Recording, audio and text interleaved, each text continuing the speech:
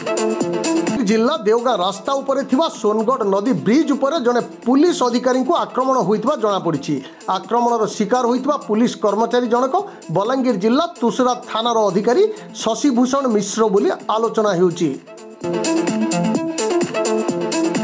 Deogaon police आक्रमणर शिकार होइतबा police अधिकारी को उद्धार करी देवगां थाना को नैथिबा बेले माड़ मारिथिबा किछि युवकों को अटक रखिछि। सिविल ड्रेस रे थिबा पुलिस अधिकारी जनक जने बाइक चालकों को अटकाई पचरा उचरा करुथिले।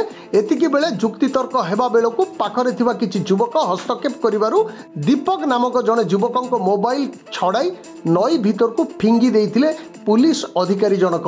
यह घटिबा परे युवक माने पाटितुंड करिबारु एकाधिक युवक क्षणिक मात्रे रुंड होई पुलिस बाबू को आक्रमण करथिले। एही घटना प्रचार हेबा परे देवगां थाना अधिकारी हरिबंधु गड़तिया आक्रमणर शिकार होइतबा पुलिस अधिकारी को उद्धार करी थाना को नहीं जाइथिले।